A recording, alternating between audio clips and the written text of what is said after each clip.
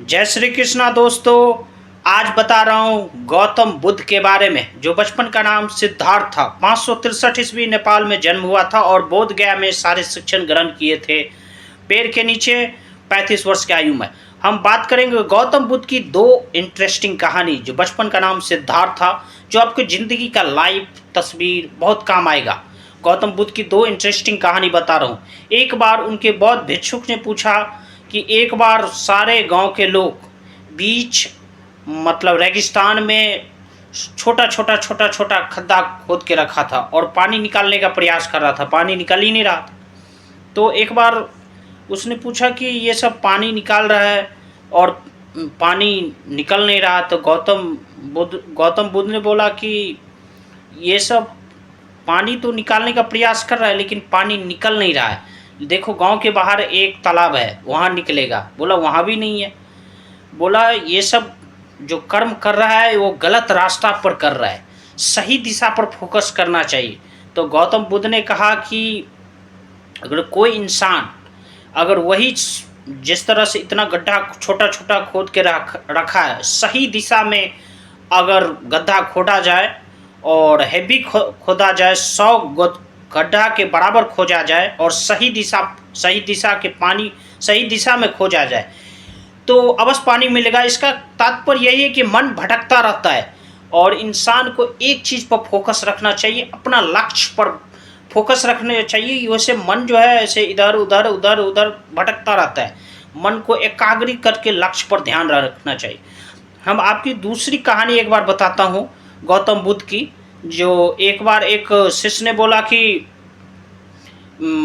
एक पत्थर उसको बोला कि मेरा ज़िंदगी में आया हूँ तो ज़िंदगी में क्या काम है। तो बोला एक कीमती पत्थर दिया। बोला जाओ तुम इसको बेचना नहीं, इसकी कीमत लगा के आना। तो एक बार एक आम बेच रहा था, उसके पास गया तो बोला ये तो बहुत कीमती पत्थर है, लेकिन फिर भी वो बोला कि वैसे ही मन से बोला कि 10 आम दे दूँगा। तो वहाँ से चला गया। वो एक बोरी के पास गया, आलू के बोरे के पास, तो बोला एक आलू बोरी दे दूंगा। तो उसने सोचा ये तो कीमती पत्थर है जरूर, तो वहाँ से भी चला गया। तीसरा के पास वो हीरा व्यापारी के पास गया तो उसने कहा 10 लाख रुपया दूंगा। गौतम ऋषि के पास फिर चलने लगा तो बोला नहीं 50 लाख रुपया दूंगा। फिर वो चलने लगा, फिर बोला जितना चाहो, पैर तैर पकड़ लिया, जितना चाहो उतना दे दूंगा। फिर गौतम ऋषि के पास गया और तीनों की कहानी बताई कि ऐसी ऐसी बात है। तो बोला यही जीवन अनमोल है, हीरे की तरह। जो जितना इंसान के गुणों को आदर करता है, जितना समझता है, उतना इंसान को महत्व देता है। गुणों की महत्व होती है। हीरा की जैसे अलग अलग इंसान ने उसको परखा और उसको महत्व दिया है, इसलिए इंसान के गुणों की महत्व होती है। जैसे जैसे इंसान उसकी गुणों की कद्र करती है वैसे इंसान को महत्व देता है। इसलिए विद्या श्रेष्ठ है और इंसान को परमात्मा पर ध्यान रखना चाहिए। वैसे गौतम ऋषि सिद्धार्थ क्षत्रिय कुल में जन्म लिए थे और उनकी माताश्री का 7 दिन के बाद देहांत हो गया था।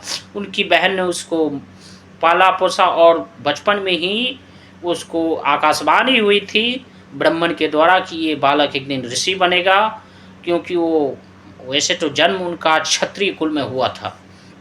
तो गौतम ऋषि वैसे विष्णु भगवान के 9वें अवतार माने जाते हैं। और कैसा लगा ये वीडियो दोस्तों? अच्छा लगा तो आप लोग लाइक्स, कमेंट और सब्सक्राइब कर दीजिएगा। राधे राधे।